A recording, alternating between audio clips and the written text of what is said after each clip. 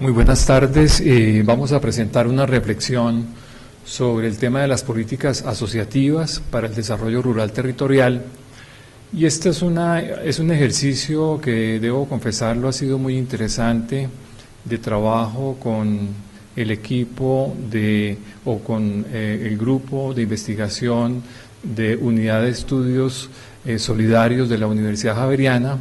y con el Grupo de Investigación en Gestión y Desarrollo Rural de la Universidad Nacional. Digamos que es una primera reflexión, una reflexión inicial que recoge las experiencias de trabajo de ambos grupos y que, valga decirlo, es un primer intento de lograr un trabajo entre las dos universidades que le aporta a los objetivos de la red de gestión territorial para el desarrollo en Colombia. Estos dos grupos tienen como denominador común que tenemos trabajo directo con comunidades y como resultado de ello hemos hecho una reflexión, cada uno desde la experiencia que ha tenido en sus respectivos grupos, que hemos compartido y que hemos, digamos, complementado, y eso es lo que les vamos a presentar a continuación. El tema lo vamos a desarrollar, en primer lugar, referido a los elementos conceptuales, algunos elementos conceptuales; en segundo lugar, 3 aproximaciones a la comprensión de organizaciones; luego hablaremos de los retos estatales en materia de políticas públicas para las organizaciones rurales y terminaremos con unos casos ilustrativos que presentará Marieta a partir de su experiencia con proyectos o grupos de economía solidaria. Digamos, de forma muy breve, como introducción de elementos conceptuales, que cuando hablamos de territorio nos referimos al componente humano y al componente ambiental, pero lo más importante es que nos interesa las relaciones entre esos dos componentes que se expresan de manera fundamental en el territorio. Estas relaciones entre lo humano y lo ambiental adquieren la connotación de lo institucional, es decir, se refiere fundamentalmente a la dimensión institucional, entendida a través, digamos, de tres instituciones básicas que nos interesa para efectos de este análisis, que es la institución del Estado, con sus normas, con sus políticas; las organizaciones, con los propósitos de asociatividad de todo tipo, Marieta va a profundizar en ello; y el mercado como institución de intercambio, de formación de precios, pero también de alguna manera recogiendo los planteamientos de la presentación de Mireya Valencia, entendido también como una construcción social y como un instrumento más amplio, digamos. En estas 3 instituciones que conforman, digamos, o le dan identidad al territorio, pues surgen tensiones que se expresan precisamente en los territorios. Es donde uno ve más fácilmente y de manera más concreta, digamos, las tensiones entre Estado, organizaciones y mercado. En esta presentación vamos a trabajar el tema de la relación de organizaciones con el Estado. Hablemos entonces de 3 aproximaciones a las organizaciones. Una primera que podríamos llamar como sistema, una segunda como acción colectiva y una tercera referida a lo que podríamos denominar la trayectoria de las organizaciones. Como organización, como sistema, las organizaciones nos hacen pensar simplemente en lo que ya todos conocemos, un grupo de personas, de miembros que actúan con unos propósitos comunes,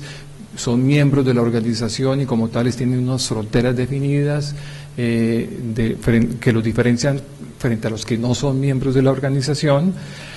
Lo más importante desde el punto de vista del mensaje que queremos transmitirles es que estas organizaciones concebidas como sistema son organizaciones que en el caso colombiano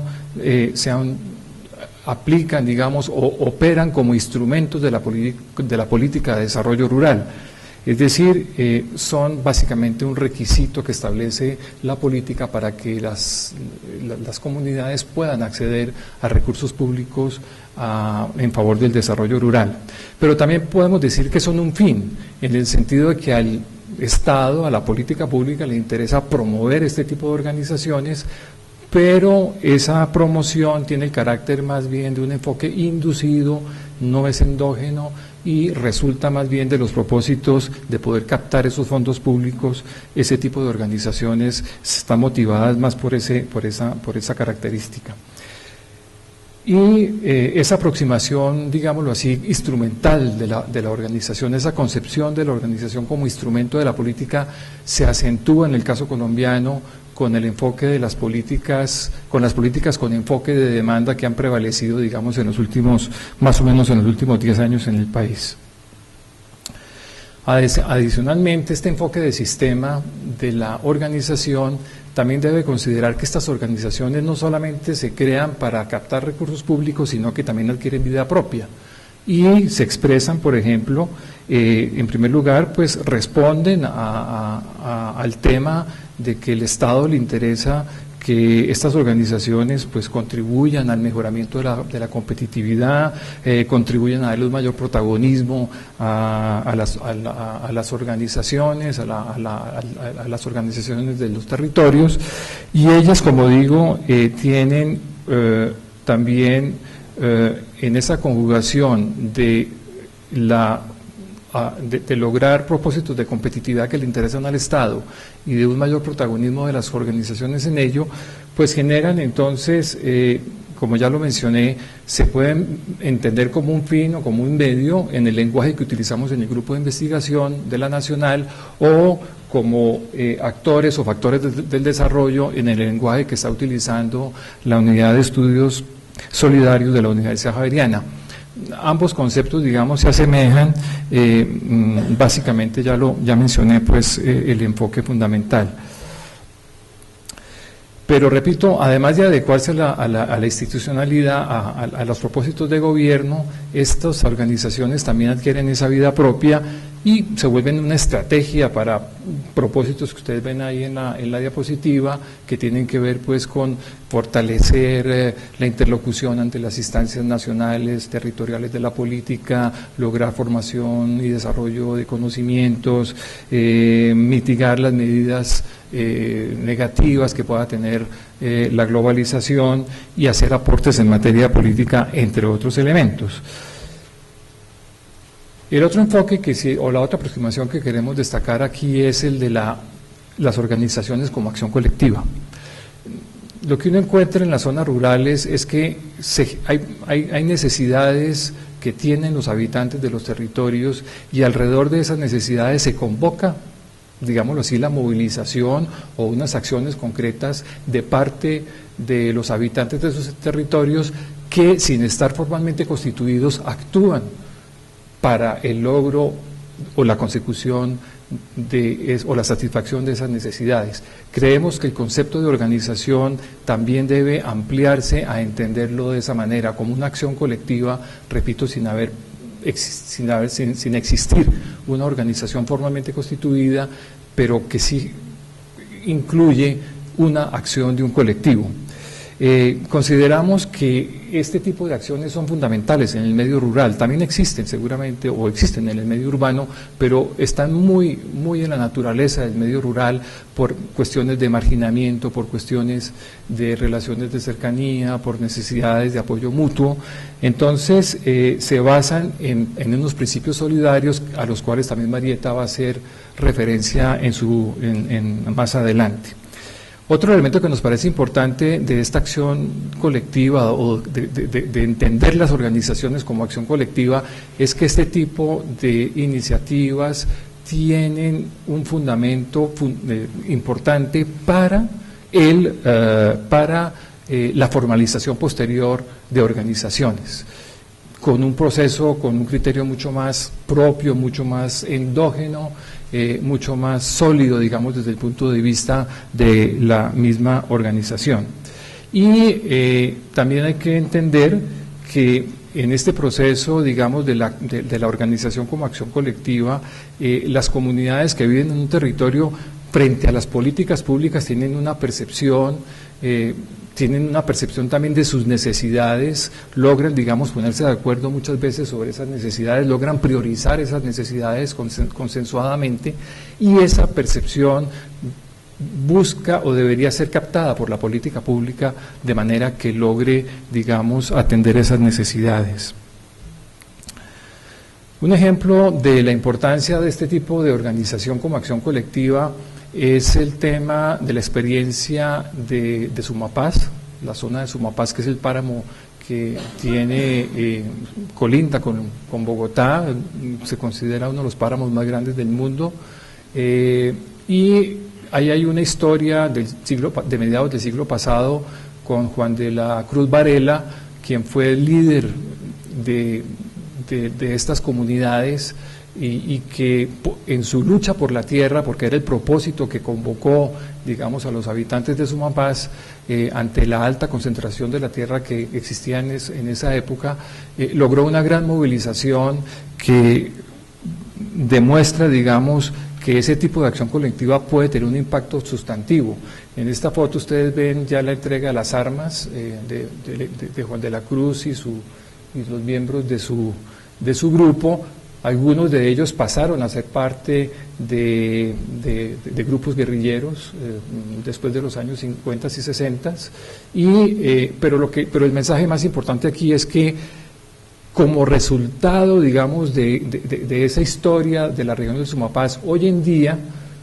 en el trabajo que hemos hecho nosotros como grupo de investigación en la zona del Sumapaz, encontramos elementos sustantivos de esa cultura de trabajo colectivo, y esa es una presentación que tendremos hoy en la tarde específica sobre el tema, que va a ser muy interesante. Le hago la propaganda de paso. Bueno, el mensaje entonces es que, desde el punto de vista de las organizaciones, en el caso colombiano hay que entender la coexistencia de organizaciones en los territorios generadas autónomamente, por iniciativa propia, pero también inducidas por la política pública. Coexisten y tienen, digamos, y entender esa coexistencia es muy importante desde el punto de vista de la política pública, porque varía, digamos, la naturaleza de las organizaciones. Y lo otro que ya se ha dicho aquí, pero hay que reiterarlo, es que las organizaciones son fundamentales en el tema de la gestión territorial para el desarrollo, y uno debería entender que la gestión territorial para el desarrollo sin organizaciones se restringe de manera sustantiva, y de ahí la importancia de analizar estos temas. Bueno, en tercer lugar, la organización como trayectoria. Hay que entender que las organizaciones no son unidades homogéneas, similares en el territorio nacional, y que hay, digámoslo así, unas escalas. Hemos planteado al menos 4 escalas, pueden haber otras más, de organizaciones que se forman alrededor de la atención o de la demanda de necesidades básicas, porque están compuestas por personas, por habitantes rurales con NBI. Hay otro tipo de organizaciones con una trayectoria que ya está más orientada hacia desarrollo de proyectos productivos, y solamente le interesa el desarrollo productivo. Ese tipo de organizaciones tienen miembros que ya de alguna manera han satisfecho, así sea parcialmente, sus necesidades insatisfechas. Hay otro tipo de organizaciones con una trayectoria que, además del proyecto productivo, también tienen, digámoslo así, una visión hacia proyectos de prestación de servicios, de comercialización, pero todavía muy asociados a los temas productivos. Y un último, digamos, tipo de organizaciones con una trayectoria más, que además de estos puntos de la parte productiva y económica y social, tienen un carácter político, de incidencia política, y que se caracterizan por estar articuladas entre ellas en diferentes niveles, un nivel 1, 2 y 3, digamos, de organización, que se representan entre sí y se apoyan en aspectos políticos. El profesor Álvaro Parrado ya habló ayer sobre la experiencia, por ejemplo, de mercados campesinos. Esta trayectoria también es importante, consideramos, tenerla en cuenta para efectos de la política, porque tiene incidencias, determina elementos fundamentales como por ejemplo la constitución formal. Uno ve a lo largo de la trayectoria de estas organizaciones que van evolucionando de manera paralela hacia una constitución formal de su organización. Ya lo mencioné también, la trayectoria determina o incide de manera importante en el tema de la incidencia política y construye algo importante también, que es a medida que se fortalece esa relación, la relación de confianza y de credibilidad con las estructuras de política, tanto local, departamental y nacional, que son fundamentales en esa relación de doble vía para el éxito y la solidez de las organizaciones.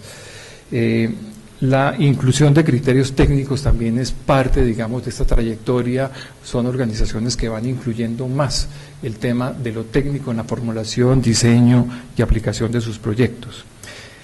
Pero en esta trayectoria uno también visualiza, como lo hemos experimentado en los proyectos que hemos adelantado, tensiones que surgen entre Estado, organizaciones y mercados, fundamentalmente entre Estado y organizaciones. El Estado le asigna a las organizaciones, en el caso colombiano ha sido así en los últimos 10 años, un papel de ejecutores de política. Antes las organizaciones, con el enfoque de oferta, las organizaciones eran beneficiarios de la política y el Estado de alguna manera hacía todo. Ya con el enfoque de demanda se le ha dado la responsabilidad a las organizaciones de que sean ejecutoras de la política, y eso tiene unas implicaciones muy fuertes en materia de los compromisos frente a los resultados, en materia de rendición de cuentas, en materia de los contratos que tienen que firmar con el Estado para ejecutar los proyectos, lo que supone que la organización debería estar capacitada para ello, pero no lo está, y ni siquiera está consciente de lo que significa ese tipo, digamos, de nuevas funciones de ejecutora de la política. Entonces, eso deriva obviamente en conflictos internos, deriva en una debilidad de las organizaciones y también en que muchos nos preguntemos, bueno, ¿será que las organizaciones y la asociatividad es la estrategia adecuada para adelantar proyectos en el medio rural? Dado eso, planteemos entonces, ya para cederle la palabra a Marieta, planteemos entonces que hay unos retos estatales que los clasificamos en 3 categorías: retos que tienen que ver con el enfoque territorial, retos que tienen que ver con el tema del acompañamiento y con el de las políticas complementarias.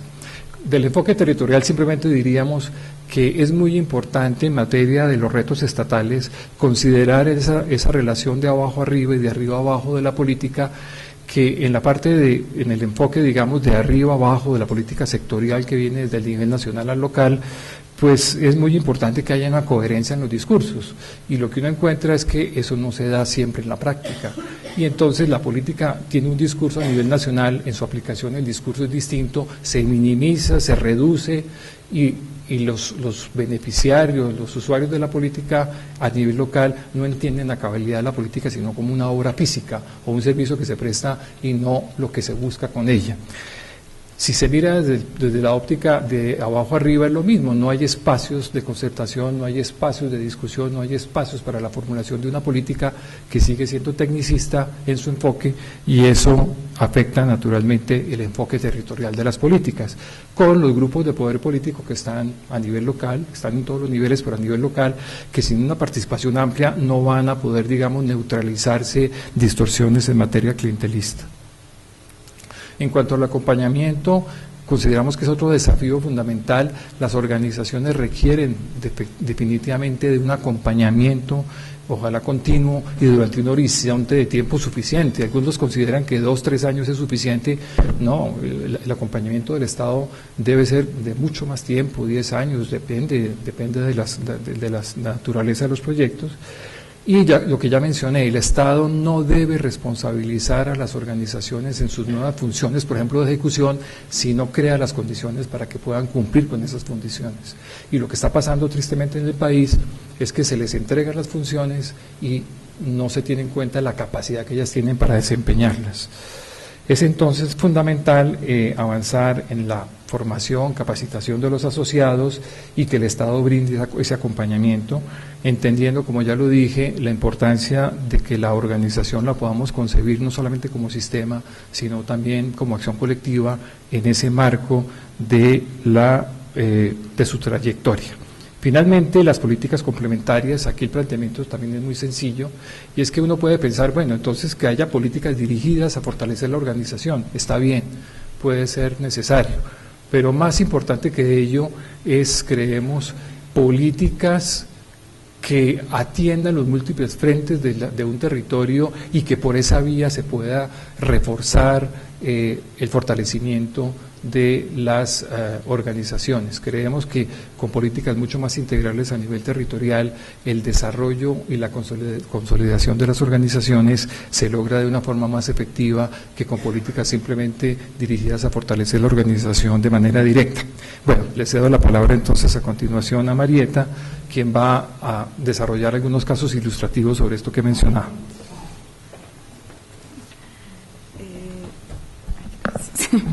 Buenos días. Buenos días. Bueno, como tengo ya como un minuto nomás, a lo que voy es que les queremos mostrar la experiencia, digamos, de cooperativa en Colombia,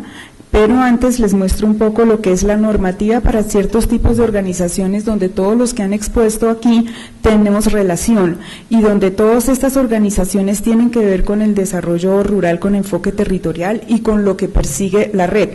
Entonces ustedes van a encontrar que hay diferentes denominaciones de cómo decirlo, como economía social, tercer sector.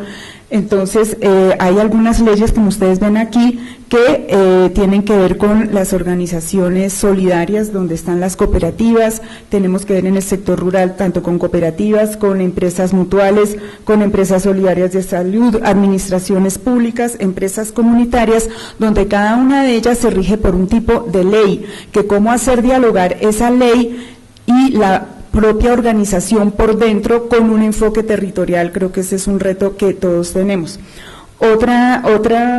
Otro componente conceptual en el ámbito de Colombia son las entidades sin ánimo de lucro o grupos de organizaciones solidarias de desarrollo, así nombrados por la unidad de estudio, la unidad de desarrollo del Ministerio de Trabajo,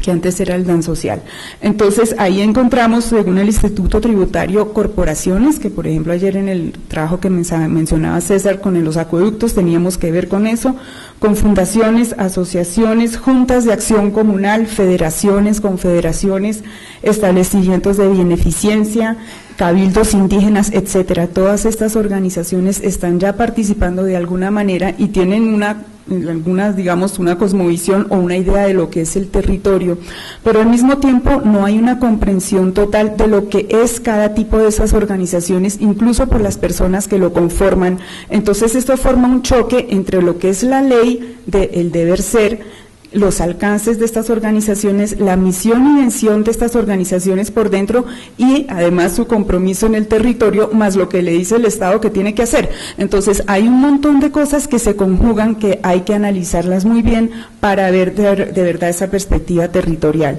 Entonces, por lo menos en el sector cooperativo influyen, dentro de todas las organizaciones que les mostré antes, si tomamos solo la cooperativa, hay dos,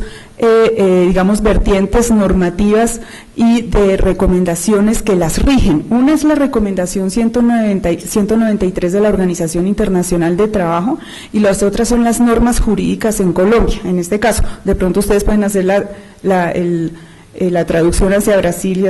hacia México. Entonces, en la recomendación 193 ustedes pueden ver ahí los diferentes, digamos, recomendaciones si se establecen este tipo de organizaciones. Estas recomendaciones se supone que son acordadas o, digamos, conversadas con el Estado y hay varias críticas frente tanto a cómo se implementa la recomendación como las mismas normas jurídicas. Entonces, en la recomendación 193, en el capítulo 2 sobre el marco político y papel de los gobiernos, dice: las cooperativas deben beneficiarse de condiciones conforme con la legislación, la práctica nacionales que no sean menos favorables que se concedan a otras formas de empresa. Y uno ve en el artículo 333 de la Constitución Política de Colombia que dice: la empresa debe ser la base del desarrollo, tiene una función social que implica obligaciones. El Estado fortalecerá las organizaciones solidarias y estimulará el desarrollo empresarial. Todo lo que se ha dicho en cada una de las ponencias tiene que ver con esto y es un desafío de todas las organizaciones poder lograr lo anterior, que está directamente relacionado con el territorio y el desarrollo rural con enfoque territorial. Pero ¿qué pasa en los cuadrantes blancos? ¿Qué está pasando, digamos, específicamente en Colombia? Dice: la política pública para las cooperativas ha sido y obedece intereses de algunas cooperativas específicas. Es decir, de la lista que yo les mostré antes de organizaciones, también hay conflictos internos entre esas organizaciones, tanto organizaciones de base como las que conforman el segundo sector y el tercer sector. De pronto es hasta normal, porque donde no hay conflictos, pero digamos, hay que enfatizar en ver cómo se puede hacer unos acuerdos mutuos para poder lograr lo que ese deber ser indica de tanto de la Constitución como de las leyes como de las recomendaciones. El fin último de las políticas es que muchas de ellas no responden a las necesidades sentidas de un grupo de la sociedad. ¿Y cuál es el desafío del desarrollo territorial? Es ese, en parte. Entonces, ¿cómo vamos a hacer?